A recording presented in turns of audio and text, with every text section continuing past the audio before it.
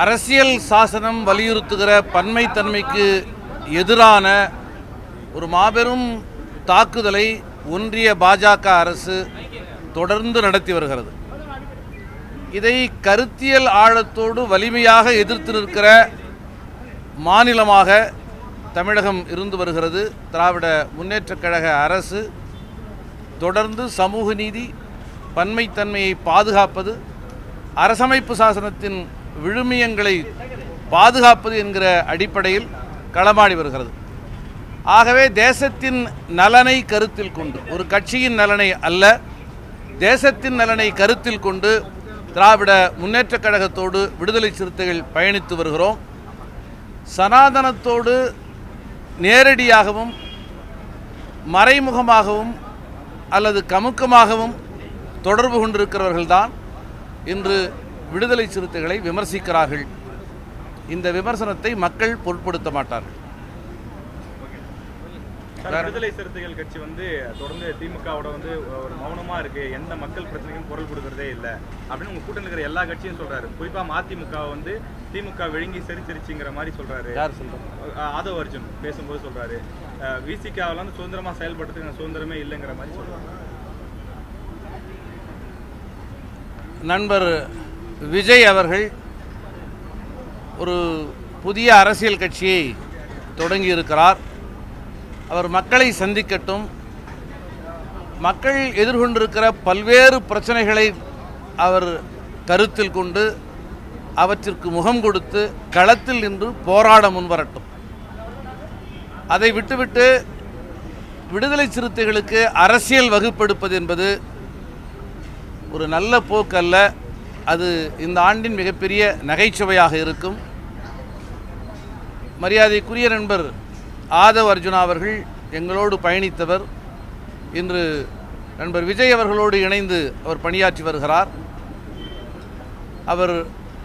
அவருக்கு வாழ்த்து தெரிவித்து எங்கள் தலைவர் அவர்கள் அவரை அனுப்பி வைத்தார்கள். அவருக்கும் சேர்த்து இதை சொல்ல கடமைப்பட்டிருக்கிறேன். இன்று தமிழகத்தில் இருக்கிற முதன்மை முரண்பாடு, முதன்மை நெருக்கடி, நாம் எதிர்கொண்டிருக்கிற மிகப்பெரிய நெருக்கடி என்பது சனாதன கருத்தியலை கொண்டிருக்கிற மதவாத போக்கை வெளிப்படுத்துகிற பாஜக அரசு தொடர்ந்து சமூக நல்லிணக்கத்திற்கு எதிராகவும் தமிழகம் நீண்ட நெடிய காலமாக பாதுகாத்து வருகிற சமூக நீதி கோட்பாடுகளுக்கு எதிராகவும் தொடர்ந்து ஒரு படையெடுப்பை நடத்தி வருகிறது. பொருளாதார புறக்கணிப்பு என்பதை தாண்டி இந்த மண்ணில் தொடர்ந்து மதத்தின் அடிப்படையிலான பெரும் வன்முறைகளை தூண்டுவதற்கு திட்டமிடுகிறார்கள். நீண்ட நெடிய காலமாக அனைத்து சமூக மக்களின் ஒரு நல்லிணக்கத்தின் அடையாளமாக இருந்த மதுரைக்கு அருகே இருக்கிற திருப்பரங்குன்றம் என்கிற அடையாளம் இன்று ஒரு மத கலவரத்திற்கான அடையாளமாக மாற்றப்படுகிற முயற்சி சங்பரிவார கும்பலால் மேற்கொள்ளப்பட்டு வருகிறது. ஆகவே இவைதான் தமிழகம் எதிர்கொள்ள வேண்டிய முதன்மை முரண்பாடு. இந்த முதன்மை முரண்பாடுக்கு அவர்கள் முகம் கொடுக்க வேண்டும். விடுதலை சிறுத்தைகளுக்கு அரசியல் பாடம் சொல்லிக் கொடுக்க வேண்டிய தேவையில்லை. திமுக எப்படி மதிமுகவுடைய கதையை முடித்ததோ அதே போல விசிகாவினுடைய கதையை முடிப்பார்கள் அப்படின்னு சொல்லி பேசுகிறார்.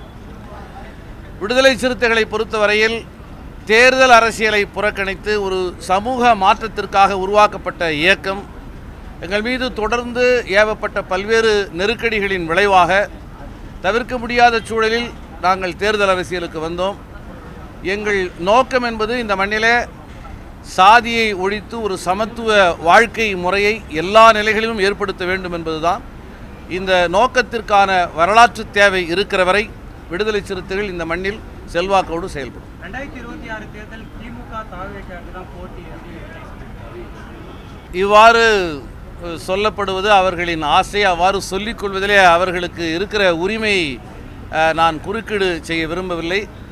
ஆனால் தேர்தல் களத்தில் ஒரு முதல் அடியை கூட எடுத்து வைக்காத ஒரு கட்சி அவ்வாறு ஒரு மிகை மதிப்பீடு செய்து கொள்வது நல்லதல்ல, ஆரோக்கியமான போக்கல்ல. விடுதலை சிறுத்தைகள் படிப்படியாக நகர்ந்தாலும் கூட மிக உறுதியாக நாங்கள் நகர்ந்து கொண்டிருக்கிறோம். 30 ஆண்டுகளுக்கு முன்னால் எங்களோடு சேர்ந்து உருவாக்கப்பட்ட பல அரசியல் கட்சிகள் இன்று சில கட்சிகள் காணாமல் போயிருக்கின்றன, சில கட்சிகள் பல நெருக்கடிகளை சந்தித்து கொண்டிருக்கின்றன. மெதுவாக நாங்கள் முன்னேறினாலும் அங்குலம் அங்குலமாக முன்னேறினாலும் அழுத்தமாக முன்னேறி கொண்டிருக்கிறோம். தமிழக வெற்றி கழகம் என்பது விடுதலை சிறுத்தைகளுக்கான ஒரு போட்டி அமைப்பு அல்ல. பாரதிய ஜனதா கட்சியும் அதோடு உடன்பட்டிருக்கிற அரசியல் இயக்கங்களும் தான் இன்று தமிழகத்திலே தமிழக மக்களால் எதிர்கொள்ளப்பட வேண்டிய அமைப்புகளாக இருக்கின்றன. திராவிட முன்னேற்றக் கழகத்தின் தலைமையில் விடுதலை சிறுத்தைகளுடைய கூட்டணி வலுவாக தொடரும் என்று எங்கள் தலைவர் எழுச்சி தமிழர் அறிவித்திருக்கிறார். தமிழக முதலமைச்சர் தன் குடும்பத்துக்கு மட்டும்தான் சிறந்த அப்பாவா இருக்கிறாரு, தமிழ்நாட்டிற்கு சிறந்த அப்பாவா இல்ல. பெண்களுக்கு இங்க நிறைய பிரச்சனை ஏற்படுது, போதை பிரச்சனை இருக்கு, தமிழ்நாட்டில் சட்டம் ஒழுங்கு சீரழிந்து போயிருக்குன்னா விஜய் பேசியிருக்காரு. தமிழகத்தில் எந்த விதமான குறையையும் சொல்ல முடியாதவர்கள். ஏனென்றால் பல்வேறு விதமான நிதி நெருக்கடிகளுக்கு மத்தியில் தமிழகத்தினுடைய ஜிடிபி, ஸ்டேட் ஜிடிபி இன்று வளர்ந்திருக்கிறது, தொழில் வளர்ச்சி கண்டிருக்கிறது, அதனால் வரி வருவாய் உயர்ந்திருக்கிறது என்பதெல்லாம் இன்று நிரூபிக்கப்பட்டிருக்கிறது. ஆகவே சட்டம் ஒழுங்கு பிரச்சனையை காரணம் காட்டுகிறார்கள். இன்று சமூகத்தில் அறம் சார்ந்த உணர்வுகளுக்கு அடிப்படையாக இருப்பது நம்முடைய ஆன்மீக அமைப்புகள் தான்.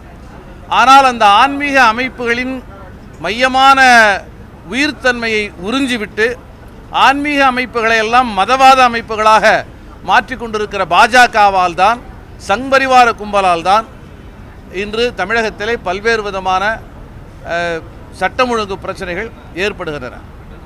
அந்த அடிப்படையில் அவர்களால் விதைக்கப்படுகிற வெறி உணர்வால் ஏற்படுகிற சட்டம் ஒழுங்கு பிரச்சனையே திமுகவுக்கு எதிராக அவர்கள் திசை திருப்ப முயற்சிக்கிறார்கள். அவர்களின் முயற்சி பலன் தராது. வாரிசு அரசியல் பற்றி இங்கே சிலர் வேடிக்கையாக குறிப்பிடுகிறார்கள். 2000 ஆண்டுகளுக்கு மேலாக பிறப்பின் அடிப்படையிலே, அதுதான் வாரிசு, பிறப்பின் அடிப்படையிலேயே ஆன்மீக மதவாத அதிகாரத்தையும் அரசியல் அதிகாரத்தையும் தொடர்ந்து தக்க வைத்து கொண்டிருக்கிற கருத்தியலுக்கு எதிராக போராடி கொண்டிருக்கிற ஒரு அமைப்பு திராவிட முன்னேற்றக் கழகம். திராவிட முன்னேற்றக் கழகத்தினுடைய தலைவராக யார் பொறுப்புக்கு வந்தாலும் அவர்கள் அந்த கட்சியினுடைய ஜனநாயக நடைமுறைகளின் அடிப்படையில் தான் வருகிறார்கள் என்பதை சுட்டிக்காட்ட கடமைப்பட்டது.